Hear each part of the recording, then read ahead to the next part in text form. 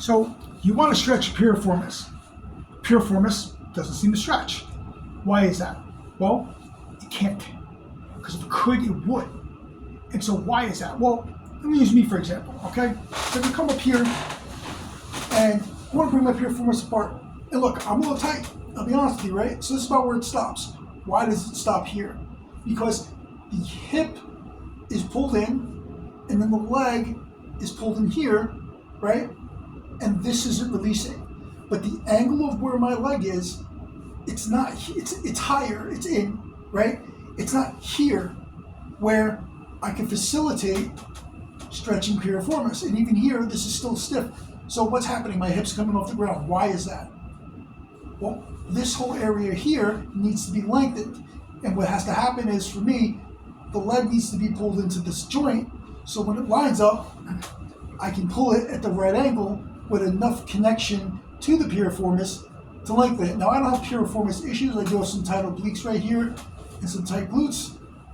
But ultimately, that's not just the case as well, because on this side, as you see here, this is where this leg's lined up to, because this hip is a little higher, right? So if this is high and this is a little tilted, what we have here is this diagonal relationship happening. So the way my leg lines up in here does not activate the glute and the piriformis enough for me to get some release on it. I get some fascial release. I'm going to release up to here a little bit, but this isn't where I want to release, right? You want to release here, but you can't release here because this is stopping me from releasing here. So, with that said, how do we make that happen? Well, ultimately, everything around my hips right here, okay? Hip flexors, right? Quads, TFL, glute minimus, medius, obliques, right? Obliques. See, look, as I rotate my leg here, see how my hip's moving with it? Here, not so much. I have oblique movement and leg rotation. So this one's not stuck, but this one's locking this one in place, because as we rotate more, we start to anchor one side in. So what has to happen is that this entire, for this hip to come down, even though this one it looks highly mobile, we think, well, this isn't a problem.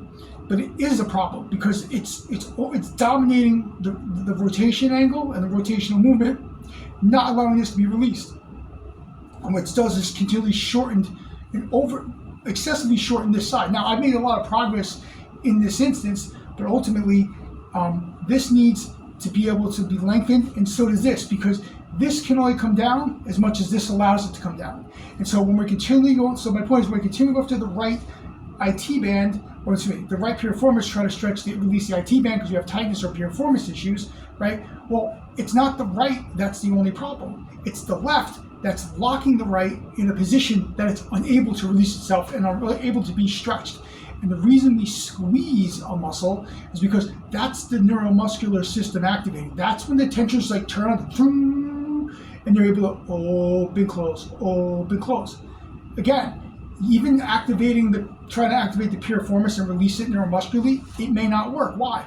Because you're not, as you saw me lying down, I'm only activating the high hip here. I'm not activating the lower hip. That's where the piriformis hip rotators are, right? I don't have access to them because of the tilt let in by the other side.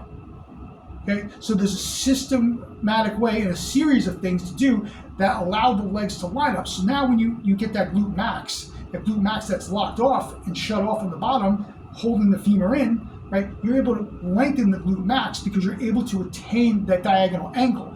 And when that will release the low back and allow the leg to line up. That's when that activation of the piriformis comes on, and then you can get to the piriformis.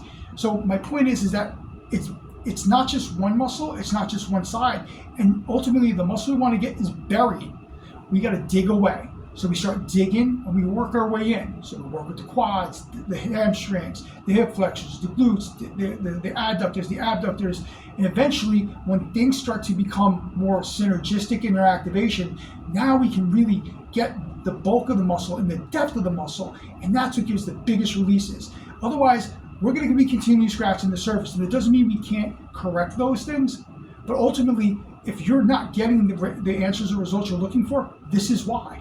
And almost every single deep-rooted discomfort or pain is some sort of form of this. So just by going after the root of pain, I mean, we can provide some moderate relief, but ultimately we're not going to correct what's going on. So again, it's a lot of information, and hopefully the visual gave you a little bit of understanding of that.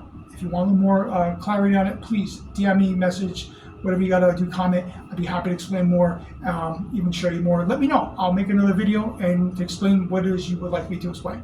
Thank you.